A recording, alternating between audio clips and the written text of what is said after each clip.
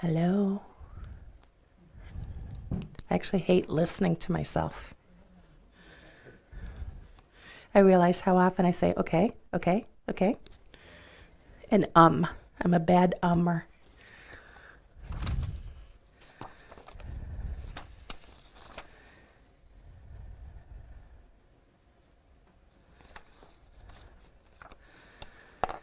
Okay, we're going to go ahead and get started.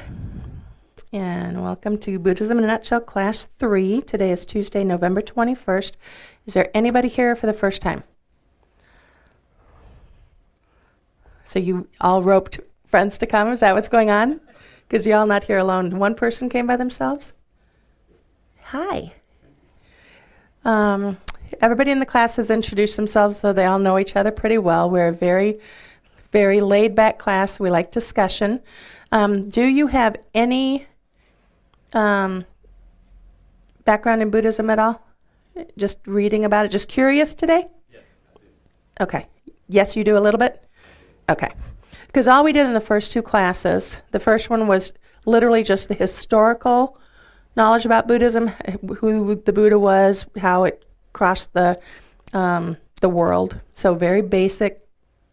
And then we're touching on the concepts of what the mind is. So it's pretty easy. This is really Buddhism in a Nutshell 101, so we'll keep it light. For those who are here the first time, on our website, all of the handouts that we talk about, all of the meditations that they're all up on our website. Kadampa-center.org. Go to spiritual programs, introductory courses, and then find Buddhism in a Nutshell. And all of the handouts, all of the different meditations that we're doing are up on that website right there. So feel free to print them off. As we start to do different meditations, this is the time to practice. Feel free to go down and check the cushions out, get up. So again, this is a very easy class. If you want a cup of coffee or a cup of tea or a glass of water, help yourself. Just make sure you wash your own coffee cups. And the restrooms are right out that door to the left around the corner. And let's start with a brief meditation. It just brings our awareness to the class. And this actually helps me as much, if not more, than it helps you, because I tend to get a little fragmented and scattered before I come. So these are just nice for me. You may start to notice a pattern, because what I like to do is at the beginning of the class, I try to do the meditation that we ended with last time. And then I'll do a new one at the end of this class. That way, it's a way to introduce you to meditations where you get to try them like 2 times.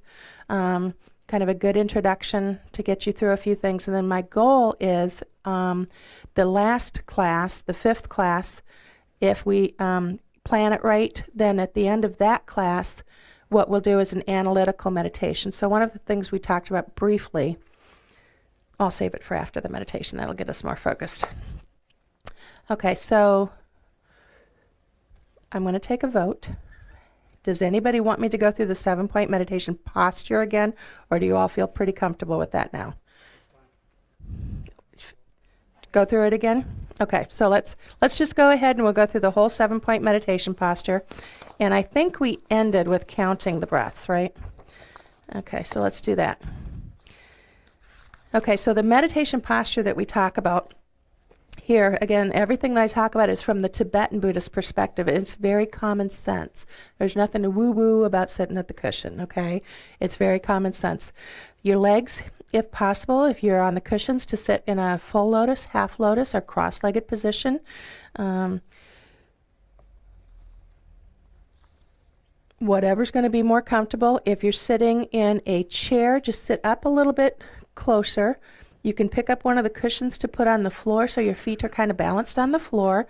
Get a full, nice root. Sit forward just a little bit so that you're not leaning back and sluggish, but you're kind of looking for a base position that you can hold comfortably for a period of time. Our period is short, but eventually we're hoping for longer. Your arms, your hands are going to be, the right hand is placed on the left, thumbs touching together, and you're going to put this basically right underneath your navel. Okay, and what that does is it causes you to actually keep your arms kind of akimbo. That's always a funny word. But what that does is allow air to flow. Okay, so it's not like we're all this hunched over closed. We're opening it up. There's a lot of different symbolism to the different hand mudras, the way the hands are laid out is kind of that teardrop shape. The hands are open and giving. I mean, there's multiple layers of meaning here. But put your hands in your arms like this. Your back is very important. It needs to be straight but not real stiff. Bring your shoulders out a little bit because that opens up your lungs. It helps you to be straight. And why is that? Okay, so if you're slumped over, you tend to get sluggish and could fall asleep. If you're too stiff, you could get tense. So eyes. In the beginning, a lot of people meditate with their eyes closed in the beginning because they're just too distracted by things. But what they say is the best way to do it is to have your eyes just slightly unfocused, maybe 3 or 4 feet in front of you. And why is that? If you close your eyes, you could get sleepy and tired. If you have them too wide open, you could get distracted by what you see out there. The jaw and the mouth.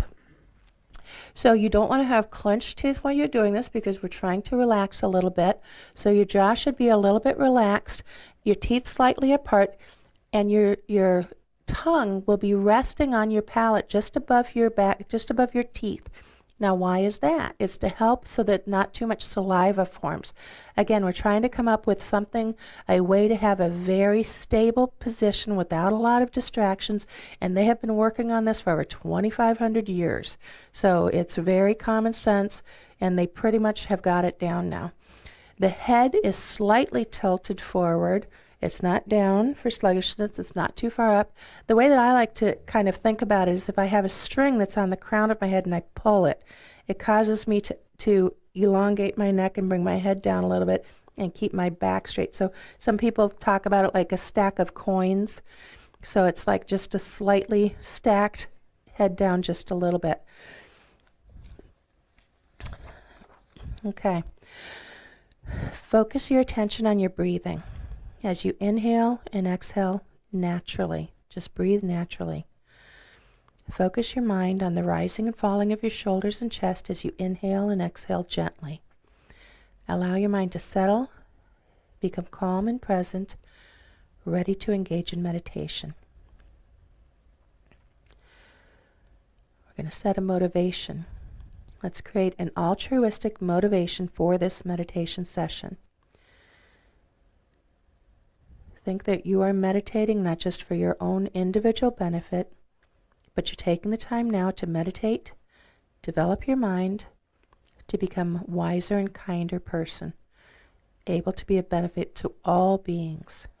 It's kind of that ripple effect. If we take care of ourselves and we're better people, then the people around us benefit, and the people around them benefit, and so forth. Start by focusing your attention at the opening of the nostrils. Pay attention to the very subtle sensations as you breathe in and out through your nose. You can feel certain sensations as the air passes. As the small hairs move, cooler sensations as you inhale, warmer as you exhale. Don't follow the air into your body or out into the surrounding environment. Place your attention on the sensations associated with the breath at the opening of your nostrils. And your job is to keep your attention firmly placed on those sensations only. As you inhale and exhale, mentally count each inhalation and exhalation together as one. And we're going to count from 1 to 10, concentrating on those sensations. When you reach 10, begin again at 1. So in, out is 1. In, out is 2. In, out is 3. Breathe at your own pace. Naturally, do your counting. When you get to 10, start again at 1. If at any time you find that you are distracted, start over.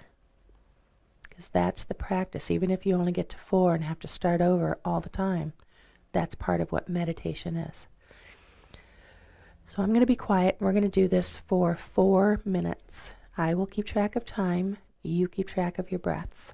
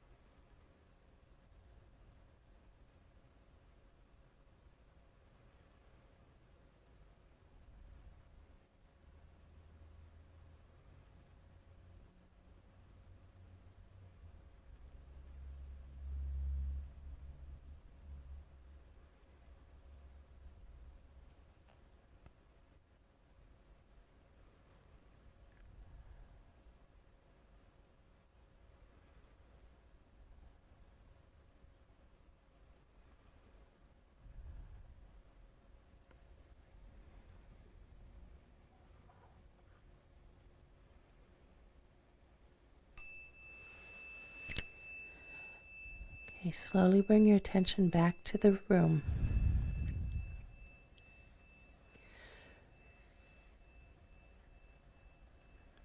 And let's dedicate the positive energy and insights to the well-being and happiness of all living beings.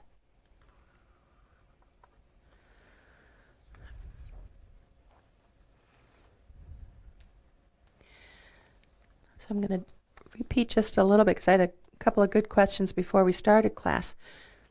These are called concentration meditations, the ones that we have been doing since this class started. Counting the breath, scanning the body, just some of those basic things that we've been doing. Bear attention. These are all concentration meditations. In Tibetan Buddhism, there's two kinds of meditation. The concentration meditation, which is kind of strengthening your mind, getting your mind used to becoming familiar with things, familiar with the breath, familiar with analyzing some different things that are just right there, just concentration. It's kind of like going to the gym before you go and do the marathon. You've got to build up your muscles before you can go do that big event. Concentration meditation is exactly like that. Analytical meditation is actually going and running the marathon. So the analytical meditation is when you actually work with your mind, when you'll argue with yourself. You pick a topic, a concept, things like this, and you'll start to work with things. Okay, whether it's anger or love or just these big concepts, we'll get real specific about things. There's one that I'll do with you at the end called equanimity, and that's an analytical meditation that I'll narrate for you that you can work with your mind, learn to work with your mind so that you can see the difference of the two. Okay, so the hope is that you become familiar with meditation, and that's what meditation is, becoming familiar with. So you learn to work with your mind. The hard part is that the analogy would be that you are a car mechanic working on a car while it's racing down the freeway. It's not easy, okay? And that's why a lot of people struggle with it. From a Tibetan Buddhist perspective, that idea of just going and sitting and meditating and thinking about nothing is actually not even possible. You cannot tell your mind not to think of something. Your mind does not work that way. Okay, so we've got to give your mind something to work on. Okay, we give our mind something to work with. How my mind works is different from how your mind works or how your mind works. We all have different minds and our minds all work differently. So we're responsible for learning to work with our own minds. And these are a bunch of techniques that they have developed, again, over the last 2,500 years to learn how to work with our minds. And that's what Buddhism is all about. Everything that you see in this room, everything that I talk about is all about the mind and all about learning to work with our minds. Everything. These colors, these flags, these paintings, these pictures, these statues, everything in here is just techniques and tools to learn to work with your mind. Okay, so we'll do an analytical meditation at the last session. I'll try to leave us about 15 minutes to work on that, just so you can see the difference. Now, there's many different types of meditation, especially here in the West, where they say, oh, your doctors will tell you, you've got to go meditate. You need to go meditate. You need to become less stressed, right? And you hear that. And so you go and you get some meditation thing that has you lay down and, hear ocean waves and, kind of try to space out. And that is good. But from a Tibetan Buddhist perspective, if you do this type of meditation and you start to work with this really well, a byproduct of this is less stress. A byproduct of this kind of meditation is exactly what the Westerners are searching for in these, anger management, stress-free meditations that they have. It's a byproduct. It's going to happen because as your mind settles and begins to learn how to work with itself, that's a byproduct. And it's true for me. It's very true. It's worked very well for me. My husband can very much tell when I'm not doing my regular meditation practice. When I'm doing it, I'm just easier going, and when I'm not doing it, I'm a little bit more hyper, believe it or not. Any questions about what we've talked about so far in class? And I do. I'm opening this up. If y'all have questions, this is the place and the time to ask. So if there are any questions about what we have going on, something I talked about last time, something that you read, ask it. We try to keep this, again, pretty open. So far, we've talked about the life of Shakyamuni Buddha, some of the history of Buddhism, how Tibetan Buddhists view the mind. We're talking about the Four Noble Truths. We're going to continue to talk about that through the whole class. That's the first teaching of the Buddha, and it's probably one of his main teachings. So we're still splitting that up and defining that a little bit. What it means to be a Buddhist. So we've kind of done all of those things so far. So tonight we'll just do a brief review. We'll continue to discuss the mind, and then we're going to get into a little bit more deeper discussion about some of the topics we've been just slightly touching on, which is rebirth and karma, and that will hopefully set us up for the last couple of classes where we'll get into some of that a little bit different. So let's see, let's go. Okay, so the review. Again, y'all can go look up the books and stuff so you know when the Buddha lived, you know the history of the Buddha. But let's talk about the fact that everything is about the mind. This is where I got to get up. I get too excited.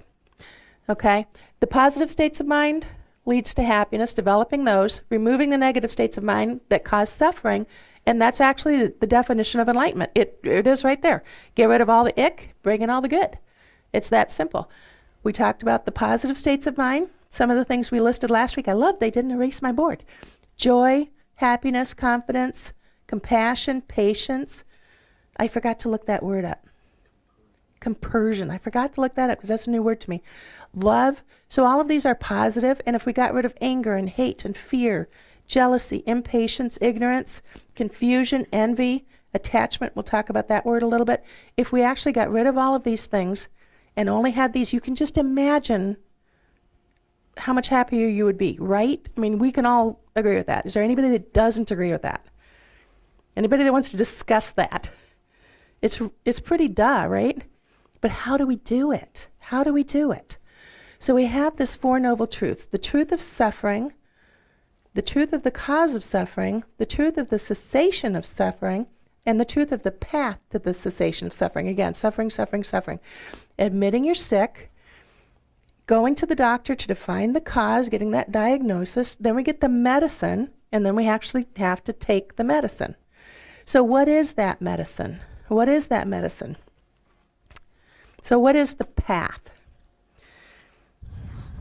when they talk about that? What is that? Okay, we're just going to touch on this because this is going to be, we're going to go into it more in the last class. Renunciation. This does not mean you have to go give up everything you own and go live in the woods. There's a different meaning for renunciation. Bodhicitta, one of my favorite words, and I can never spell it right, so never mind. Bodhicitta.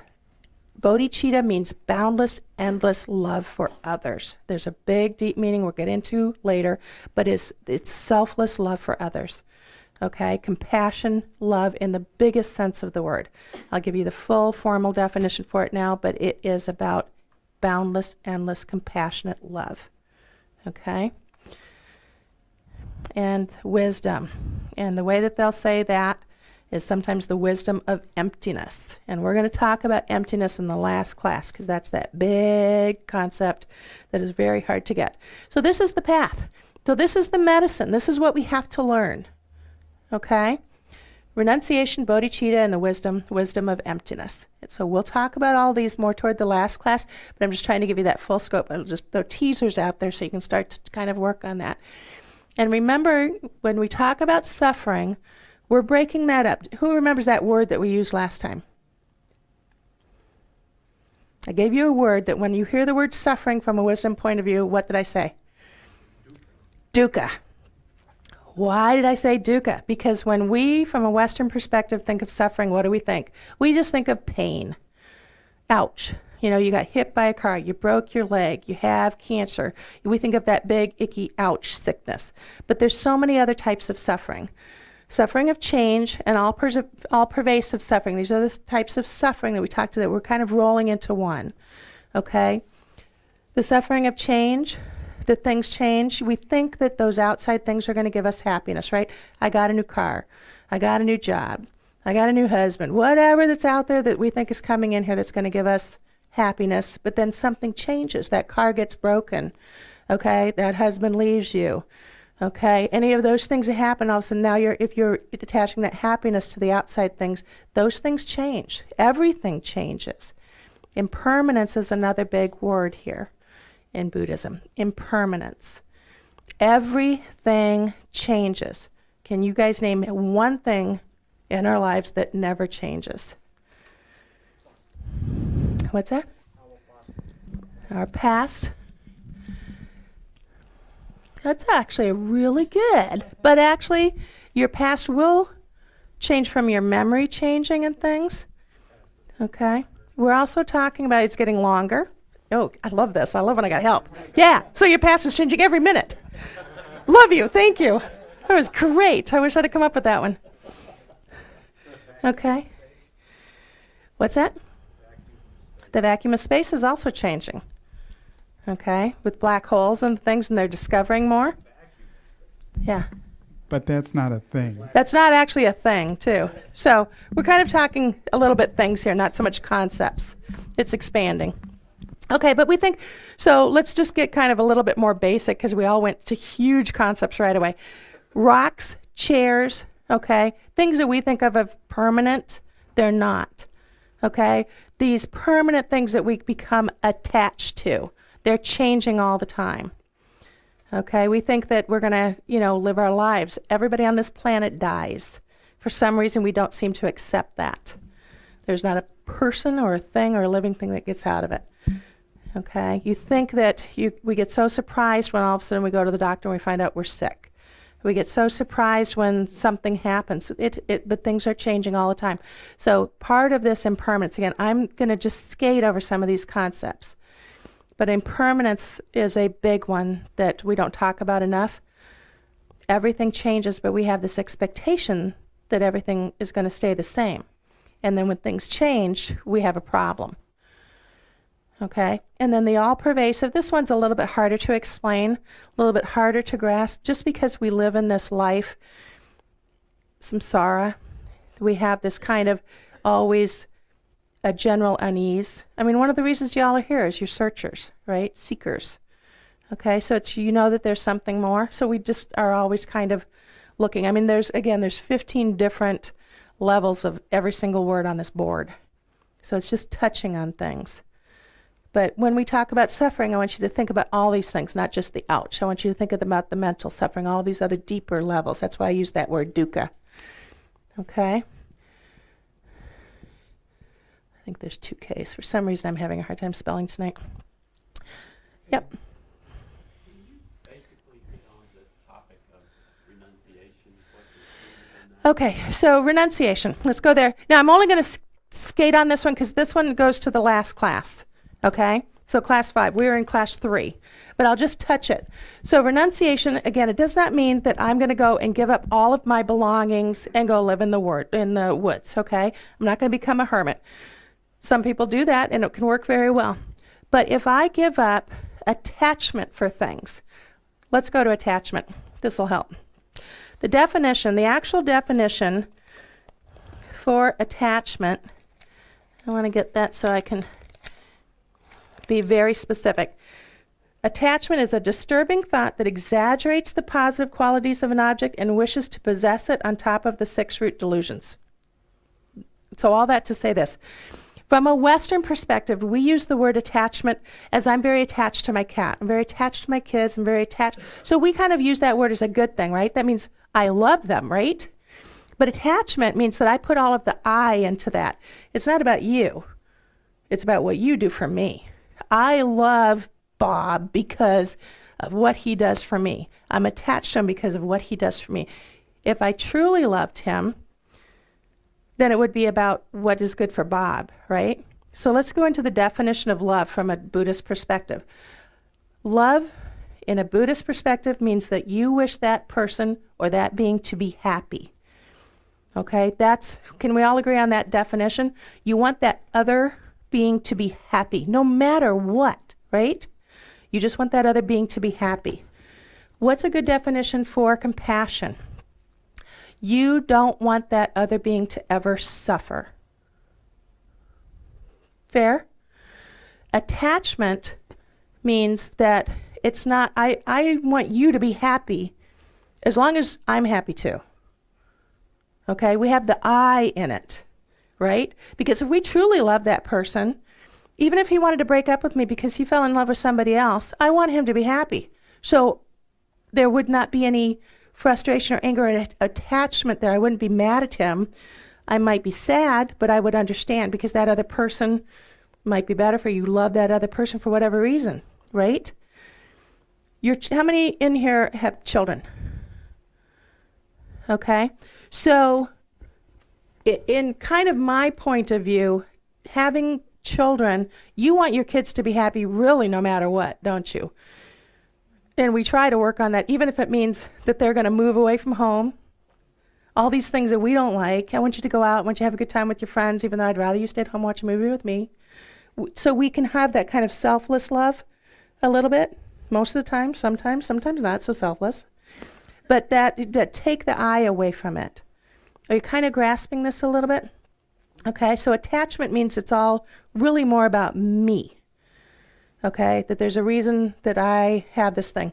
Attachment means and I'm going to get around to this, but you have to understand this before you can get to that. You're at a restaurant. I am dying for that piece of carrot cake because I love that cream cheese frosting, obviously, right?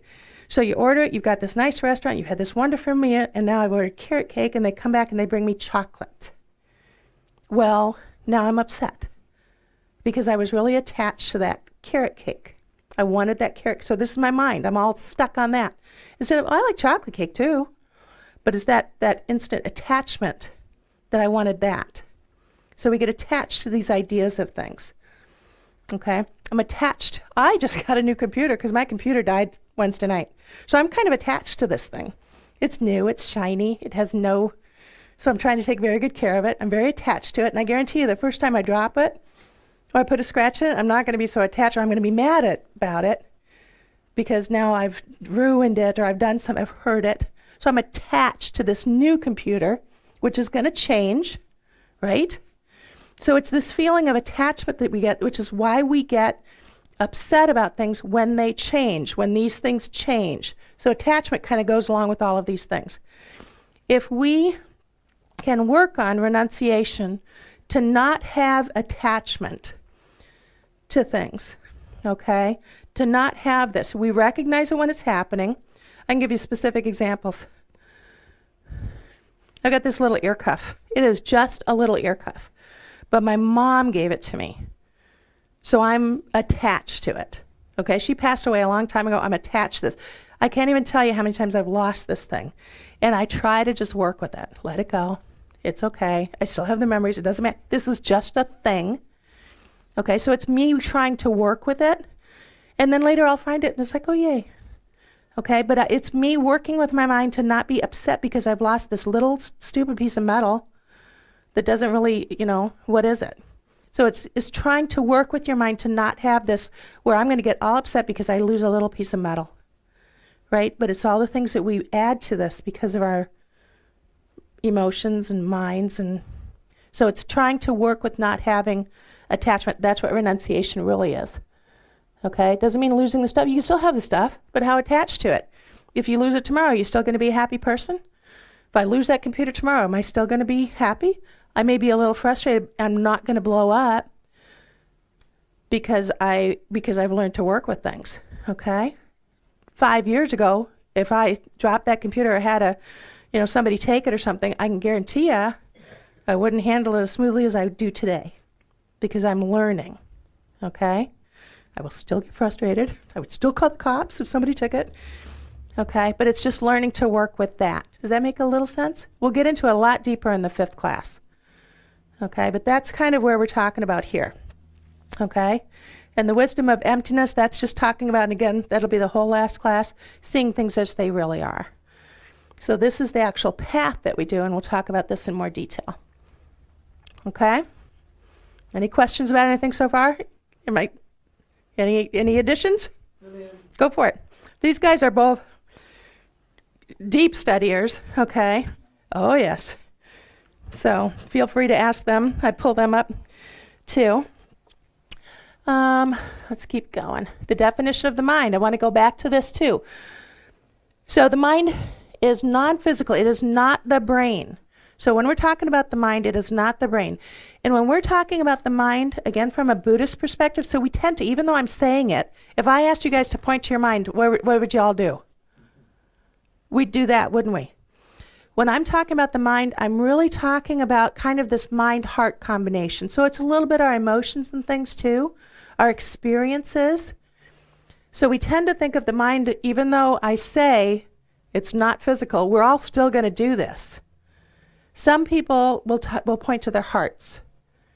Some cultures would point to their hearts rather than up here. So it's really funny that we tend to be so literal in the Western world. We'll still try to define a place for it. So the definition of the mind is non-physical. It is not the brain. It is clear, like clear sky, clear lake, a mirror. It is aware, 6 senses, sight, sound, smell, touch, taste, and mental awareness. We add that in a Tibetan Buddhist perspective. The function is to know, and it has no beginning, and it is continually changing, and that gives us the ability to change our minds. And I don't mean I changed my mind, I'm going to go watch Thor instead of, whatever those other movies are. Whatever. I'm not talking about that. I'm talking about we have the ability to create a more positive, calm mind. We have the ability to do that. Each of us individually can do it. That's what is so empowering about this. Okay, so a fundamental concept in Buddhism is that the mind is continually changing, and we have the ability to change it. We have the ability to become happier people because we choose to. We can choose to do this. How do we react to things that happen, whether they're good or bad? We can control it. And so therefore, we have the ability to create the causes of our own happiness. It's really that simple. Simple to say, a little bit more challenging to do. So how do we do it? We look at our mind. We study and we practice. What do we study? The Lam Rim. In Tibetan Buddhism, we study the Lam Rim, and that is the original Buddhist for Dummies book. It is a compilation of all the Buddhist teachings. Okay? This is all the Buddhist teachings kind of laid out with a great curriculum. It's got an outline, and you can just go through this study. And part of it is the Four Noble Truths, and all the things that we talk about here at Kadampa Center, they're all part of the Lam Rim. So what does it mean to be Buddhist? It means we're looking inside for our happiness. We're not looking out there. These are all the things we talked about last class a little bit. I'm really flying through them. So stop me if you want to talk about the Four Noble Truths. We talked about all of these already. Admit you're sick, the diagnosis, treatment and medicine, take the medicine.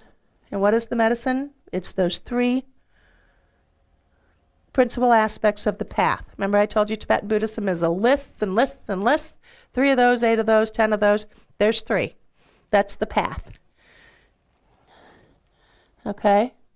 These are the truth of suffering, pain, suffering of change, pervasive, compounded suffering. We talked about that already.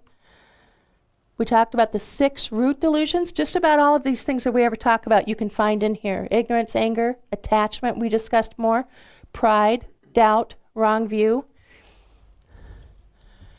There's a state of complete cessation of suffering and its causes, which is nirvana. You've heard that word a lot, nirvana. As the mental afflictions and the karmic imprints arising from negative actions are adventitious rather than intrinsic to the pure nature of the mind, it is possible to completely purify the mind of these negative aspects and to develop the mind to its fully enlightened state. Okay, how do I say this easily? Adventitious, intrinsic. I have a great big jug of water here. Picture a great big jug of just pure, clear water. Okay? I just dump in a whole bunch of handfuls of rock and dirt, shake it up, and now I've got rock and dirt in this water. Okay? I can literally take a strainer and pour that out into another jug, and I can take out those impurities, can't I? Okay? That's what it means by adventitious rather than intrinsic. That dirt and mud, that negative, is not a part of the water. Our minds are like that clear water, and that dirt and rocks and mud are the negative that we can take out. Make sense? Okay, pure clear water. Put a bunch of gunk in it. That stuff is not part of the water. It's still just floating in the water. The sky, that clear blue sky, our minds are like that. And the clouds passing through, those thoughts, whether negative or positive, those are thoughts that we can control. Okay, so our mind is this pure, clear thing, and we have the choice. A garden. Are we planting roses or are we planting weeds? I'm just going to try to keep throwing analogies and stuff at you so you can try to grasp this concept of our mind. We have the choice of what we put into it or what we allow to stay in it or how we react to these positive and negative things. We can control that. Okay, the truth of the path. Principal aspects of the path. And again, there are full classes of this. You can study this for months and if not years. You can study each one of those for months and if not years. And we still have maybe a half an hour left. So you're not going to get all of this. If I can just get you to where you're just seeing a glimmer of light, then I'm good. Okay? Just a little tease to at least have that little bit of, okay, I think I get it. Okay, renunciation, bodhicitta, wisdom of emptiness. Negative mind, okay, anger, attachment, pride, doubt, ignorance, wrong view, same things. These are delusions, negative minds. We talk about the things that kind of cause them, the lines at the grocery store, the lines at the DMV. That's where some of this anger and impatience. So it's thinking, I want you to start thinking of these triggers for your minds. What causes you to be impatient? What causes you to get angry? What causes you to feel pride? Somebody at work starts getting on you about something that happened and you have that sense of pride. They may have a good idea, but it didn't come from you. And so you can have this pride thing come up in not a good way. Okay? So it's really interesting. Or you feel like you get in trouble and it's like not. They're wrong and you know it. So it's you have this pride is not necessarily a good thing. So try to think about when your mind goes negative, just be aware. Okay, the red lights for me were a big thing because I'm always going someplace. I hate being late for meetings. So I told you, I have little triggers. I have things that I use, just like the mindfulness bells that people can have on their phones now, right? So think about what your triggers are. Standing in the grocery line, red lights, some of these things, and they don't all have to be negative. Okay, so I have triggers that I use for positive thoughts. I've told you about these. The ambulance. Whenever I hear an ambulance, I say a prayer because I know somebody at the other end of that ambulance is in pain, whether physically, mentally, or something. So I say a prayer. It's really hard when you work with a hospital a lot. So I'm there, but they know me now, so it's like, oh, she's saying a prayer. It's just what I do. So it's how I become and try to work with my mind and just try to stay aware in my everyday life. Okay, Buddhism is about a practice and a science of the mind. It's not just when you're meditating. You try to bring it into everyday life. The word Kadampa, our center is called Kadampa Center. The word Kadampa means those who try to practice the Buddhist teachings in everyday life. So I really do try to do it. So I try to find little things that work for me. Again, you need to find the things that work for you. Try to think of your triggers. Try to think of what makes you angry, what makes you impatient, or do the feel-good things. It's not all about the negative. When do you feel happy? When you're giving? When you're helping somebody? That's when you feel good about things. What makes you feel good? So and these are your actions, not about getting stuff. This new computer makes me feel good. Don't go there. Try to think about what mentally does and then break it down.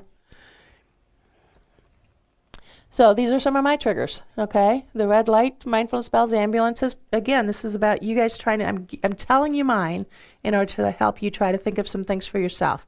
There's other practices. Some people use practices like going up the stairs, okay? So you're climbing, not only you're getting a workout, but you can think about I'm taking people, from a dungeon up to, enlightenment. So, there's different things you can do. Or if you're going down the stairs, I'm going down there to help people.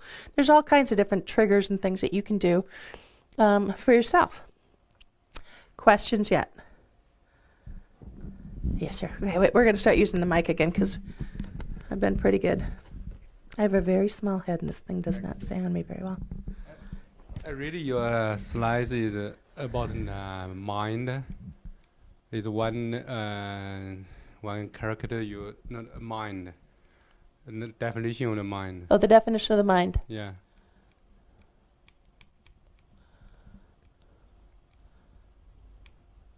Yeah. There. So you mentioned it's continually changing. Mm-hmm. So I wonder is what you are talking about. This is the pure true nature of the mind, or just function of the mind. Oh, so one of the things I like when people ask questions is when they're anticipating where I'm going next, because that's a great question. And guess what? I got a slide for you. Okay. Let's see if it goes here. Which one is it? Can you hold that thought? Because I'm going to be talking about that coming up sure. here. Okay? That's a great question. So everything has a cause. And because the mind is non-physical, it can only be produced by something non-physical. All right? So the mind is non-physical, so it can only be produced by something non-physical. This is cause and effect. We're going to start touching on some of the karma stuff, and that is going to come up. Each moment of mind is produced by a previous moment of mind. And here's how we get into what's called the continuity of consciousness. Rebirth. There's a difference between rebirth and reincarnation.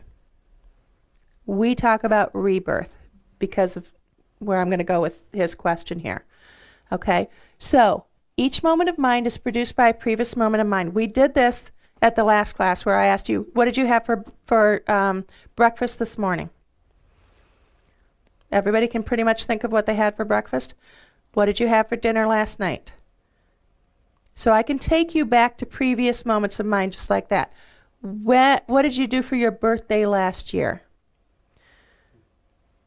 What did you do for your birthday when you were 10 years old? So, see, I can take you kind of back to those types of field moments, right? Now, what if I said, okay, so just coming here to Kadampa Center, what did you have to do to come here to Kadampa Center? Let's break it down. You had to think about it. You had to remember it. Okay, you kept it in your mind all day. Oh, I've got to go sit and listen to Sandy Yak at 7 o'clock tonight. Then you had to actually get up and go get in your car. You had to physically, and you don't just do it. Your mind is telling your body, right? Go get in the car, and then you had to drive here. So you have all of these moments. You had to pass through. You had to drive. You had to be aware of the road. You were passing cars. You were driving here. You had all the different thoughts while you were driving here. So I can literally take you through moments like this. Do you see where this is going? Moments. In Tibetan Buddhism, they say every mind moment, 65 mind moments in every snap of the fingers. We are only aware of a few of these. Okay, 65 mind moments in every single snap of the fingers. Again, follow your memories back. You can kind of do it. Pick something. Pick food and go back by your meals. Pick your birthdays. Go back by your birthdays. Pick something that you're going to remember. What's the first memory that you can actually remember? What's your first young memory? Mine is, I remember probably being about 3 or 4 years old, living over in Germany. My dad was military, and playing Ring Around the Rosie with our maid who was getting married. I remember doing that, and I remember riding a bike on cobblestone streets. That's the first real actual memory that I feel like I have versus some of the memories that my parents have. So try to remember. These are your mind moments. These are the large ones. These are what are called gross memories, gross mind moments. You have a question?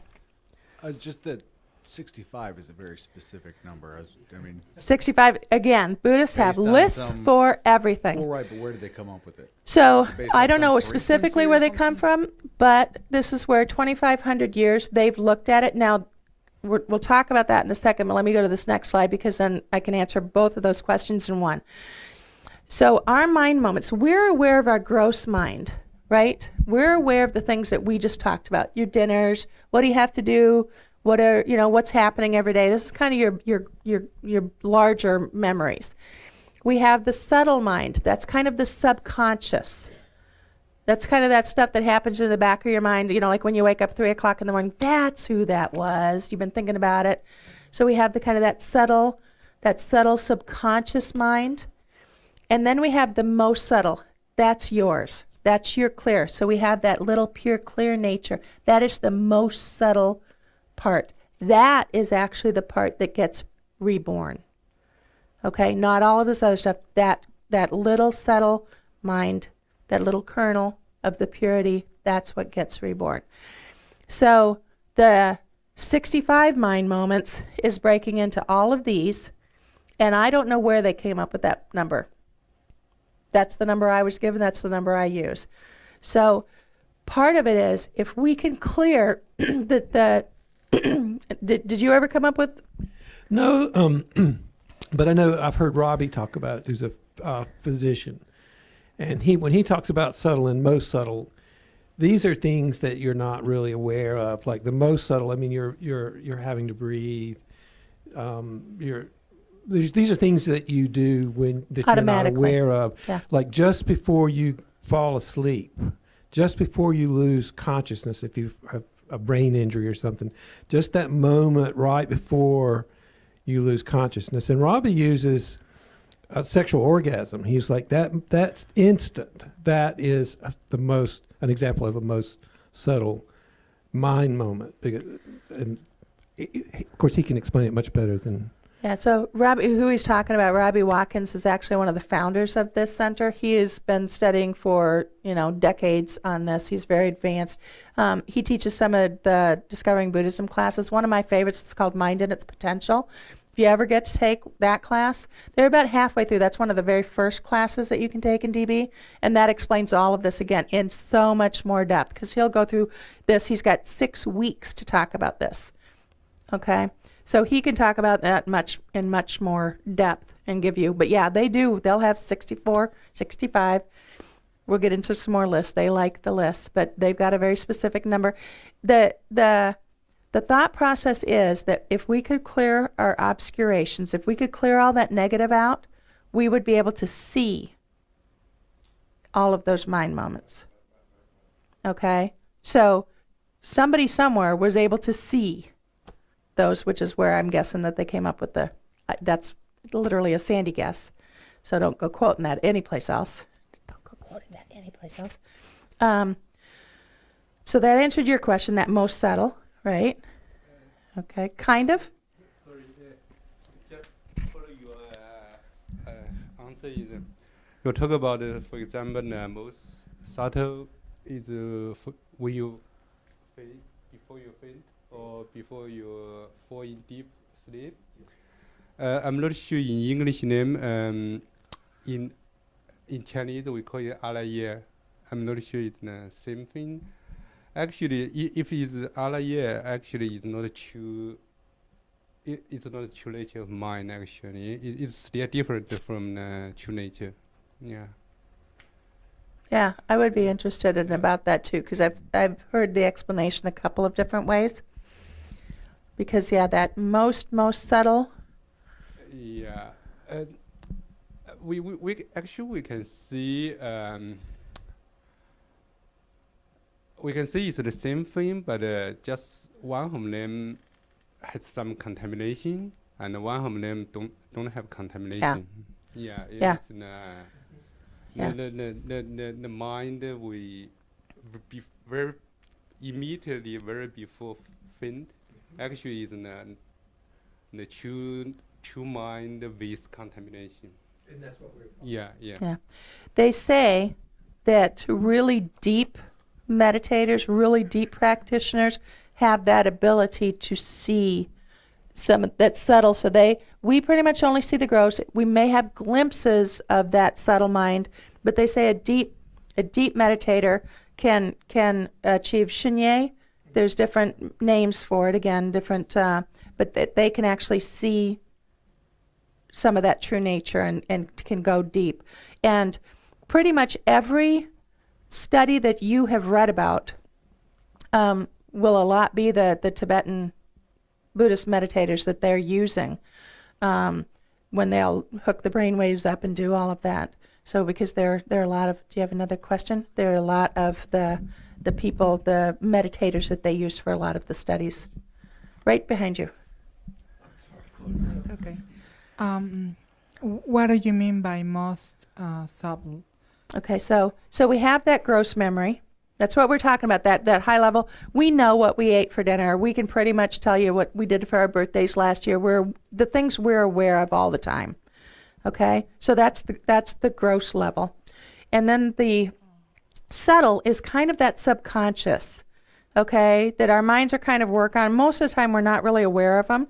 You know, that stuff that happens that you just, I want to drink. So you want to go get a drink, but you don't actually think, I'm going to get up, I'm going to walk across, I'm going to open the refrigerator door. We don't even think that stuff, right? We just do it. Or the reactions that we do, breathing. We don't think about breathing, we just do it. Okay? So it's all these things that happen in our minds.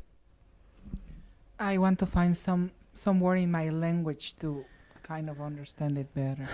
I guess I will check the dictionary. Yeah, let's check the dictionary. So what, Spanish? Because that's something that I can ask, because Geshe-la, they will. So let's find something. If you find something that you think is right, then let's make sure that we ask one of the Geshes or somebody, because we have people that speak other languages here, just to make sure, because we want to make sure that you're getting exactly the correct thing. Yes, sir. I think maybe we can understand the mind just like onion. So Yes. I don't know. Most outside it's most something contamination stuff, just like some sands or some dirt. Then you peel off this, then you get some more pure, but still have contamination. Then peel off the other way. Then I don't know. I really like that. Very core is the pure one. Is the pure nature of the mind. Yeah. That one you not change, in no contamination. You can reverse. Yeah, that's actually a really good. Did everybody hear that? That's actually a very good analogy. Was peeling off the layers of an onion, and that's really what we're trying to do. So that when that rebirth, okay, happens, because we're going to get into karma now. In fact, what time is it? We better get cruel. The negative. The negative mind, anger, pride, ignorance, all of the negatives. So it's something that doesn't necessarily react? It's not, It obscures. it obscures, yeah. So, yeah. So the negative doesn't reach the core of the mind? Well, The most subtle? it doesn't, no, but it will ride on it. Okay? That's probably the best way I can kind of give that analogy. So it's, again, that pure nature of the mind that we all have, that is pure, but that negative or positive energy, karma, things like that will kind of ride on it. I think that's probably a good way to explain that one. So what does that give you? These are opportunities to practice. Again, this is all about opportunities to practice. How do you control your mind? Okay, samsara, you hear this word all the time too. Beginningless recurring cycle of death and rebirth under the control of karma. This is cyclic existence. Rebirth, death, rebirth, death, rebirth, death. Samsara. You hear that word all the time. Karma. And we're going to wink through this. Cause and effect. Karma means action. Karma means action. Cause and effect. Positive actions produce happiness. Negative actions produce suffering. Karma is a psychological process. It is not this cosmic scoreboard out there. There's not this, check off type of thing. So now let's go through it. I'm going to kind of wing through this, and then we'll pause and do some questions, because I'm running out of time. So now instead of a half an hour to talk about karma, we've got like 20 minutes. Karma is definite. Let's give some laws of karma. Karma is definite. Virtuous actions always bring positive. Negative actions always bring suffering. Karma expands over time. So something nice that you do for somebody expands. You never know. You never know. Sometimes some of the smallest things that I've done have really expanded and meant so much, and I find out about it later. Same thing with negative. Now, my green box didn't show up, but it's no result without a cause. You will never experience a result without you having created the cause, okay? I can come up and I can punch you. My karma, that's now my negative karma. How you react to that is yours, but you won't be karmically affected by my hit, okay? Karma is not lost. Actions always produce a result. There's only two ways that you can get out of this. One, the imprints are purified. Two, if they're destroyed. How are they destroyed? By becoming a Buddha. Okay, at that point they're all gone. Or they're purified. Okay, if they ripen, you'll hear that word, karmic seeds ripening. That means that the things that are happening to you right now, those are karmic seeds ripening. And again, we'll go through this and then we'll stop and ask questions. So these are 4 laws of karma. Definite, expands over time, no result without the cause, and karma is not lost. Okay, so what are some of these behaviors that can cause the karma? Your body, your speech, and your mind. You do actions with your body, with your speech, and with your mind. That's how we interact with the world around us. Whether something we say, something we physically do, or something we think, right? So killing with your body, what do we do with killing? Killing, stealing, sexual misconduct. What does that mean with the body? Killing. I bet everybody in here says, oh, I would never kill anybody, right? Every time you drive a car, you're killing bugs. All right? Swatting a mosquito, we're killing. We don't think about it that way, but from a Buddhist perspective, you're killing a sentient being. So we kill every day when we don't think about it. Now, we're not out killing people. We're not out killing, if you're hunting and you're killing animals for food, we're going to get into some of these other things, but we actually kill every day. Stealing, I don't steal, right? Did we all pretty much say that? You know what? You take those paper clips from the office, you take a stamp from the office, stealing. If you take that which isn't offered, it is called stealing. Are there levels of this? Yes, we'll get into that. But we think that, well, we don't do any of these bad things, or we don't do very much of them. We do them every day. Stealing. Sexual misconduct, okay? That could mean a lot of different things. Doesn't necessarily mean raping or doing some of these other things, but, you know, take that. There's a lot of different levels of that. If somebody doesn't want it, there's a lot of stuff in the press right now about sexual misconduct, and I'm just going to leave it right there. Speech. Lying, harsh speech, divisive speech, and gossip. We lie, little white lies. How do I look in this? Oh, you look fine. It's a white lie, but I like them. We still use them. Harsh speech, that's being angry at something, saying something that is hurtful, especially being hurtful with intention. That's harsh speech. Divisive speech. Oh, you know, Chris, you know, we let him do this stuff, but we don't. So if you try to divide people, sometimes we do that at work. Okay? If you think about it, that divide and conquer thing happens at work all the time. So you try to divide, you get people on your side instead of their side. Divisive speech. And again, part of this is we're going to get into this intention of things. Gossip, we all can do that.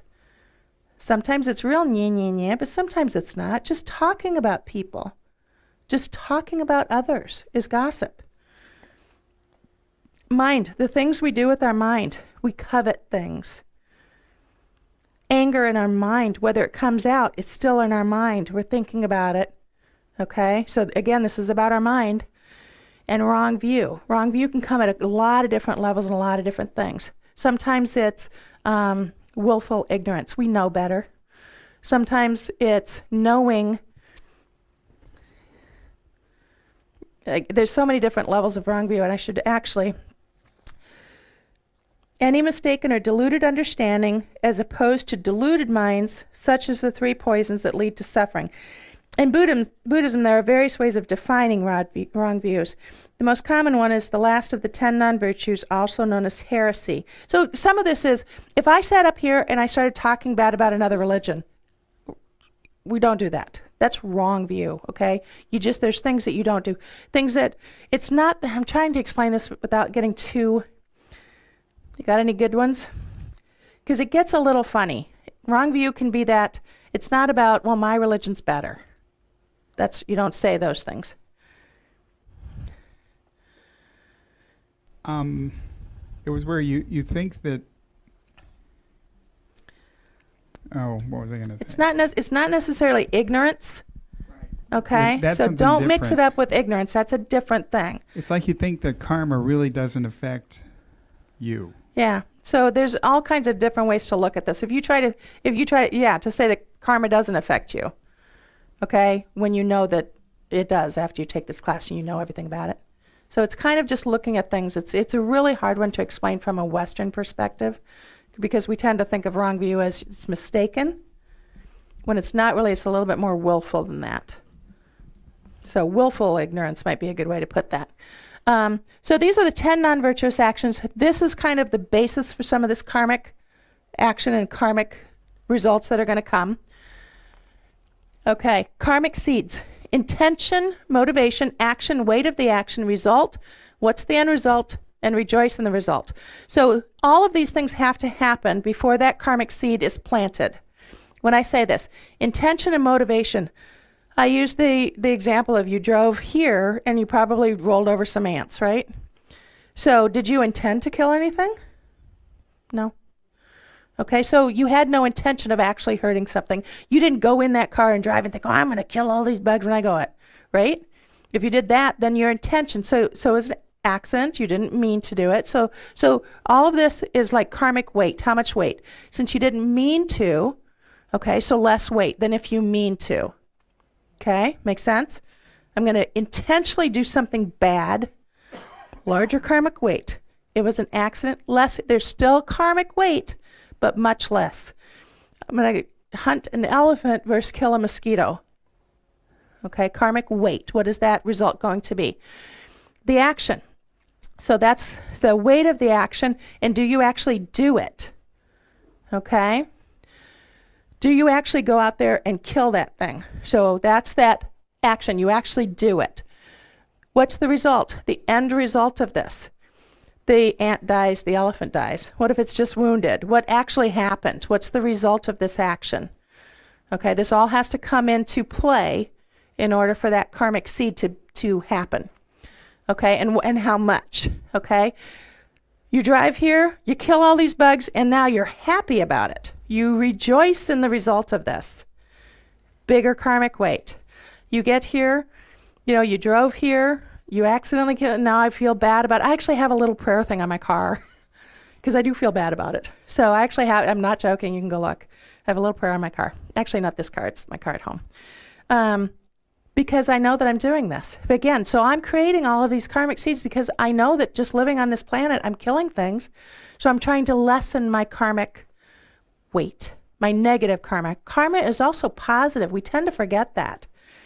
We tend to not talk about the good karma. We're all sitting here in the United States in a war-free zone, sitting at the Kadampa Center, which has heat and air and water and all these things. So we have this wonderful karma too. So karma is not always bad. People always talk about the bad, but karma, there's good karma too. It's the positive and negative. Okay? Karma. So who can tell me what this law is? Gravity. Gravity, what's the law of gravity? Can you explain it?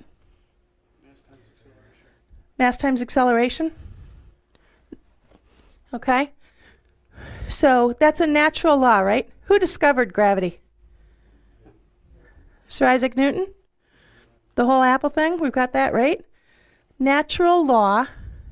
Most of us believe every single thing about it and we can't even explain it, right? Karma, natural law. The Buddha discovered it. He's like Sir Isaac Newton. Same thing. So it's the same principle. We accept the law of gravity. Question, we accept this. We can't explain it. We know who discovered it. We go with it because it seems to be true. Same thing for karma. Start to study it. The Buddha discovered it. Natural law. Yes, sir.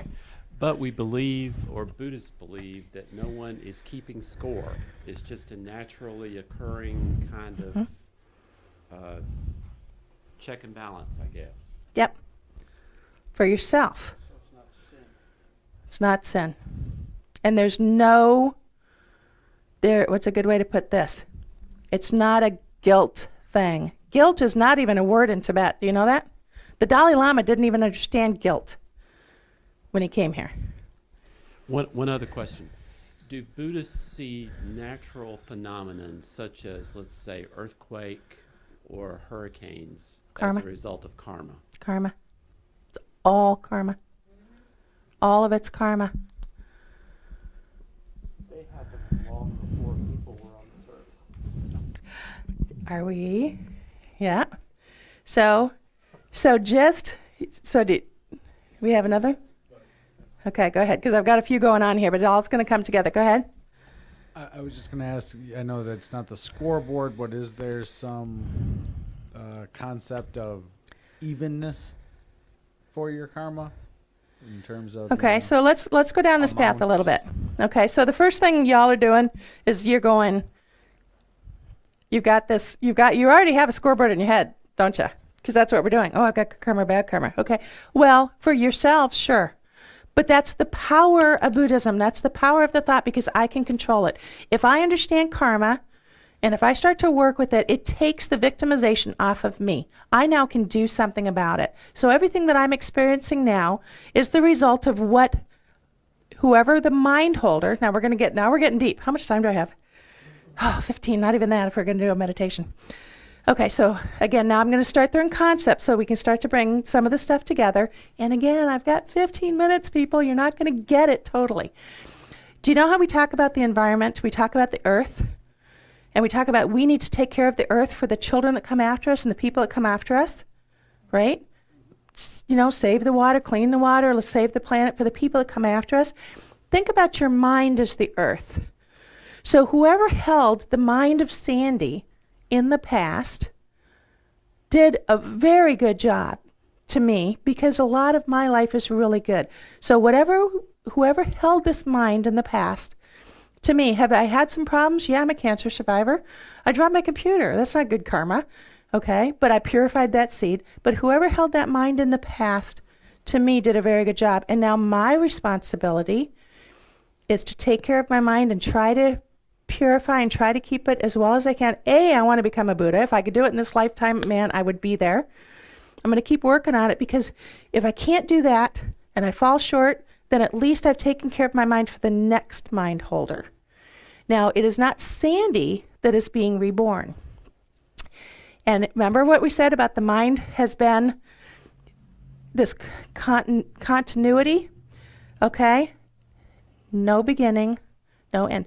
We have all lived on this planet or others. Our minds have been around for eons. I guarantee you every single one of us in this room has been a bug, has been a dog, has been a cat. We have been each other's brothers and sisters, mothers and fathers, children, because our minds are continually being reborn. And we tend to, some of the thought processes that we tend to kind of be, I want to be careful here, but around each other. Okay? So if I could be reborn as a dog, I could be reborn as a cockroach, depending on all this karma that I've been building up. Because it's not just karma from the last lifetime. It's karma that I've been carrying with me for eons. Eons and eons. It's not just the last lifetime. I know that this is like, whoa. It's just the touch. All we can do is start to talk about it, and then you could find out more. But this idea of this karmic boomerang, they're going to get it. Karma's a bitch. I mean, these are some of the memes that we hear. Okay? Instant karma very rarely happens. Can we see just like a scoring system? This- The karma, just like a scoring system. If somebody do good thing, then get a good score. Then bad thing, then get a decrease the score. Then eventually, if you have good score, you refer to a good family or? Yeah, so you're so we're back to the scoreboard type of thing, okay? And so when I kind of use that, we have each of us, it's not a comparative thing. Better karma, worse karma. So I'm not going to keep a scoreboard. Oh, something bad happened to you. You must have done something bad in a previous life. That's judgment, isn't it? Then we start looking at everybody else. Ooh. Okay, so that takes, number one, that takes compassion out, right? We all have done these bad things. I guarantee you we have all done worse. So this judging and pointing, you've got to lose that. Okay? We've all been there. We've all done worse. You can keep a scoreboard on your own actions in your head. I actually do that kind of thing every day because I wake up in the morning and I have an intention. I set a motivation for my day. All right? I want to have a good day. I'm going to try to be nice and kind. I'm going to be aware of all these things that I try to do. At the end of the day, I will purify. At the end of the day, I will sit down and I will do a purification that I can walk through with you next time. Okay? That at the end of the day, but I'll actually sit, what did I do good today? What did I do bad? What can I do better?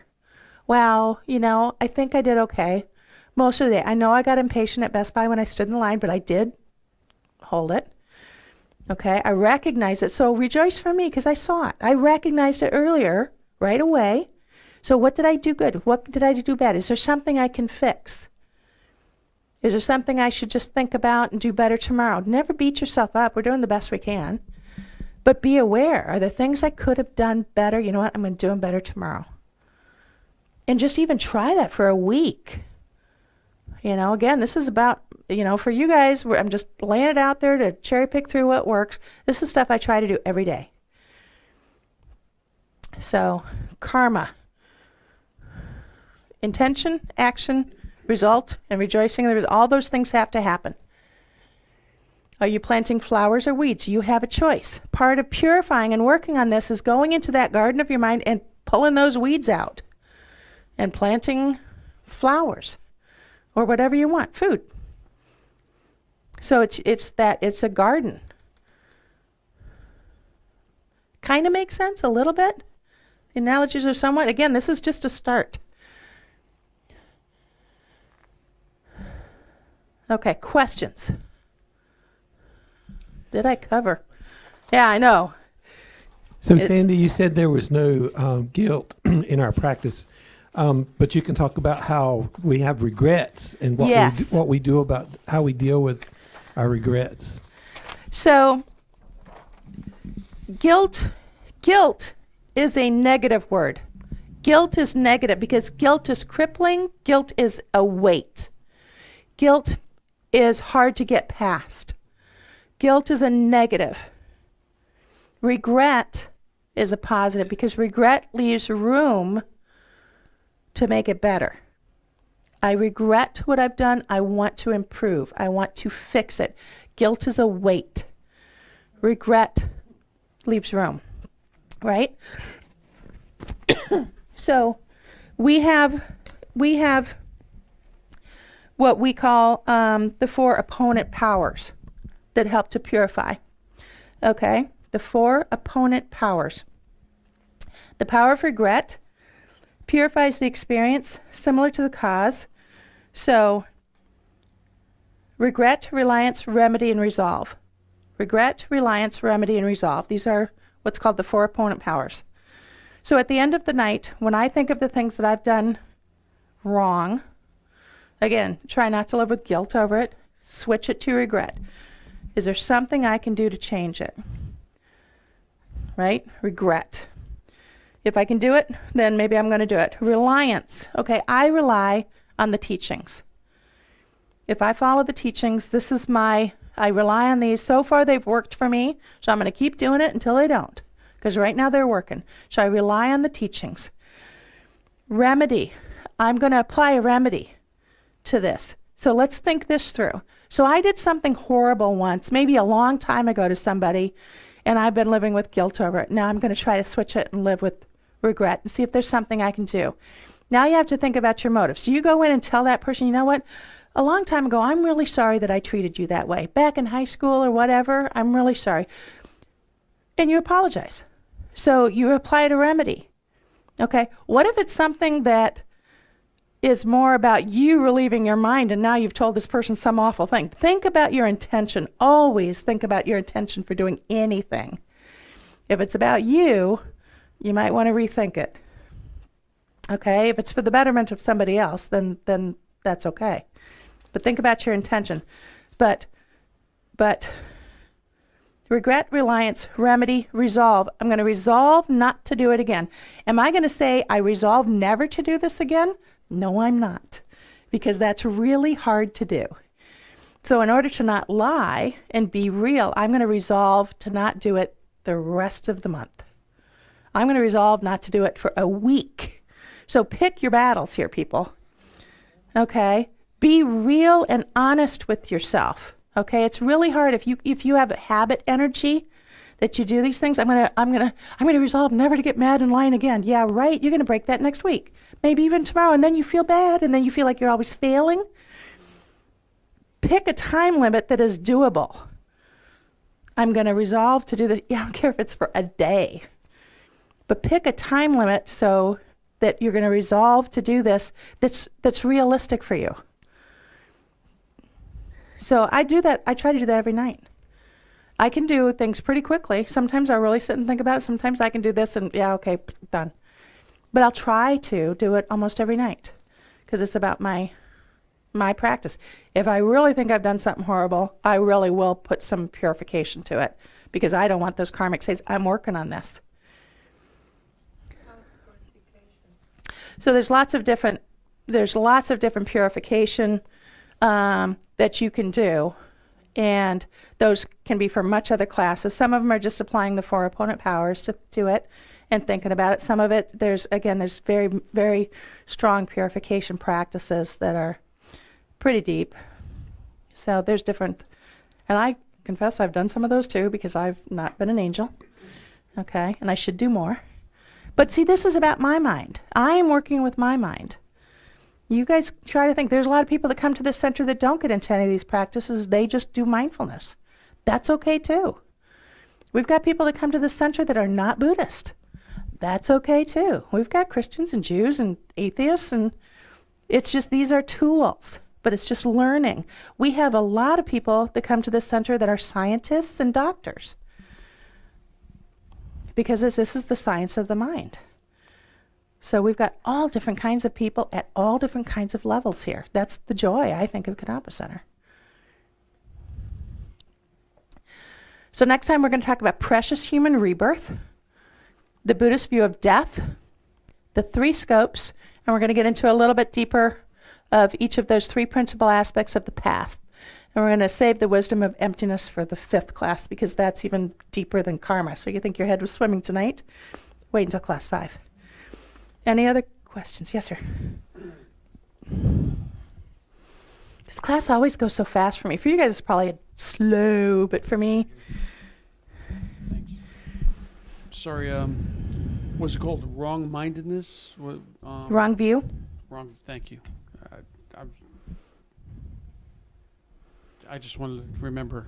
Oh, just the name? That's it. Good. Wrong view. Okay, we've got time. I swear I saw you spelled bodhicitta. Oh, I've spelled that 15 different ways, let me tell you. Actually, it's one of those things that you can spell a few different ways. It depends on which books you look at. Yep. So, yeah. Steely Dan. Bodhisattva is so a bodhisattva is somebody who practices bodhicitta. Bodhisattva is the person. Bodhicitta is the thing.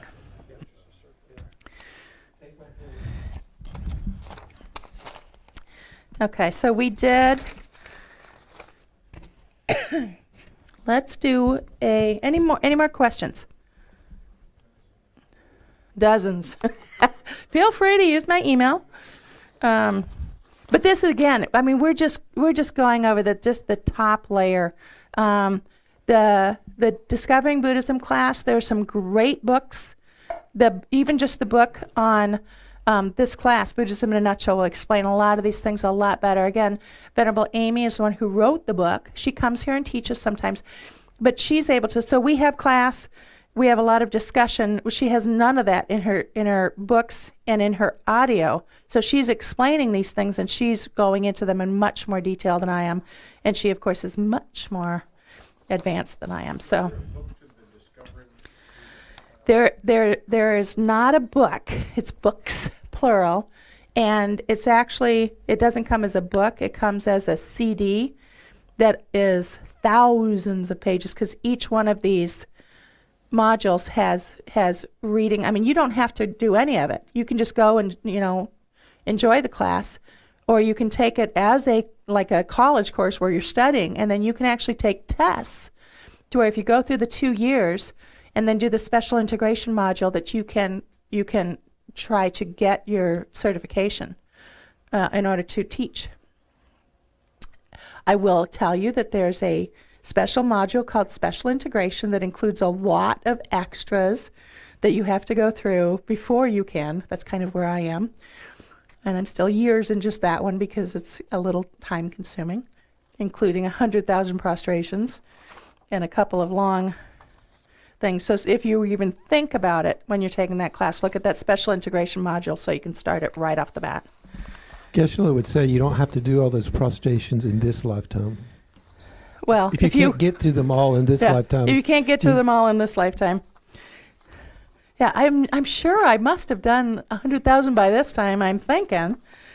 But there are some really great teachers in that Discovering Buddhism. They're all really good, There's some great modules. So if I would really recommend, if you're thinking about it, again, they're probably about halfway. This is a 2-year course, and they're probably about just getting to the halfway point. You definitely can start at the beginning of whatever module. Don't try to jump in the middle of a module, but start at the beginning of a module, even if they are more advanced, and then you could just sweep around, because a lot of it you can back up and catch. But the teachers are all really good because they know people are doing that. It's really hard if you have the karma to come at the end of the 2 years. I had the karma to come right when they started the 2 years. So I'm always thankful to that mind possessor from before. Okay, I'm going to wing through this next meditation. This is called Mind Like the Sky. Let's get comfortable. So get comfortable. Go through your 7-point meditation posture. Get yourself in a good position. This is one of the meditations that I enjoy. In our ordinary perceptions, our thoughts and feelings seem to be all there is to our mind. One thought, feeling, image, or idea after another. All these mental contents seem to fill up our minds completely, as if our minds are small, finite containers. But this is an illusion, a misperception on our parts. Our minds are vast, infinite, clear and spacious. Our minds have no boundaries, no limits.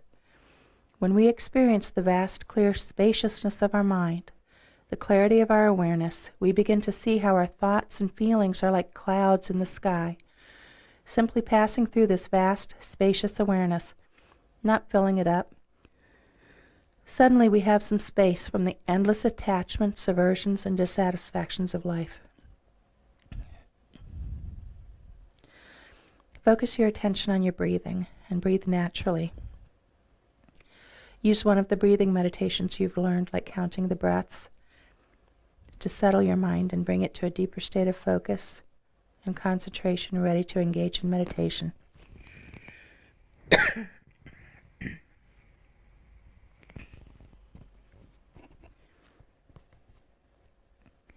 Create an altruistic motivation for the meditation session and think that you're meditating not just for your own individual benefit,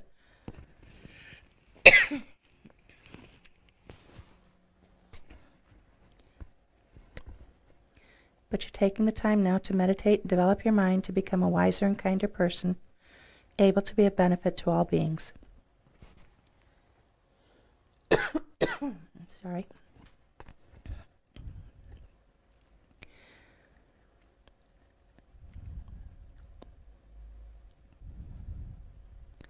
Start by practicing bare attention. When you gain a deeper level of concentration and focus, loosen your concentration slightly. Emphasize the element of mindfulness in your meditation a little more strongly. Allow your mind to be attentive and observant of whatever comes to notice, regardless of what it is.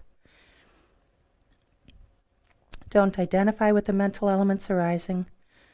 Simply observe them like a tourist. Allow them to arise as you observe them and pass away without getting involved. Just be aware. Allow your mind to expand, to encompass your entire sphere of experience, of consciousness. Try and forget that there's an observer and something being observed. Simply imagine your experience, your consciousness, as being just like the sky. Completely clear, vast, spacious, without end. Concentrate on this experience. Identify with this experience. Clarity, spaciousness, awareness. Our minds are completely clear, just as the sky is completely clear. The light of the sun shines down on us through this clear sky. Our awareness and wisdom shines through the clarity of our minds. Sometimes clouds fill the sky and obscure the sunshine, but the sky doesn't get upset.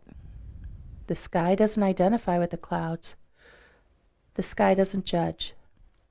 The clouds just pass through the spaciousness of the sky. They come and they go. The clarity and spaciousness of the sky isn't compromised by the clouds.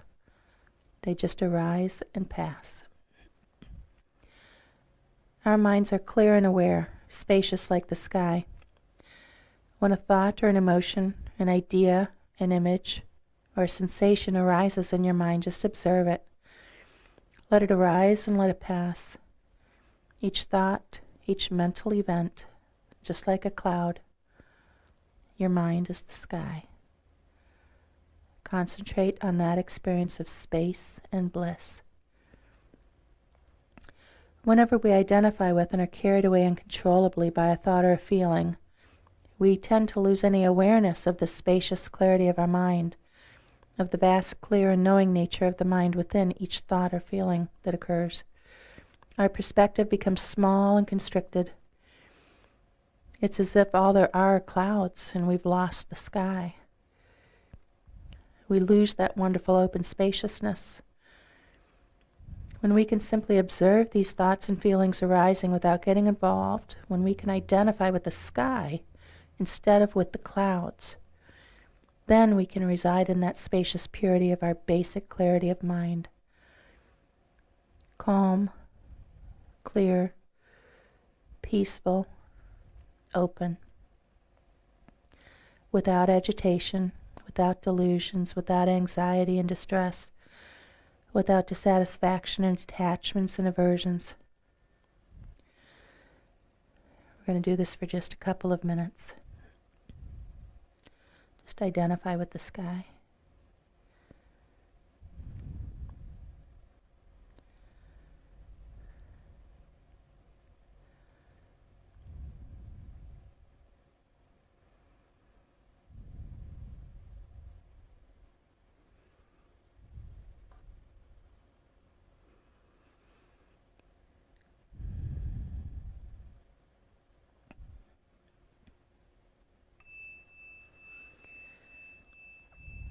It's a very brief meditation, but bring your attention back to the room. And we'll dedicate all the positive energy that we created through not only this practice of mindful meditation, but this entire class. Because we came and we sat and we learned about becoming a better person who's more at peace in this life and who can bring more peace and well-being to others in every moment of every day.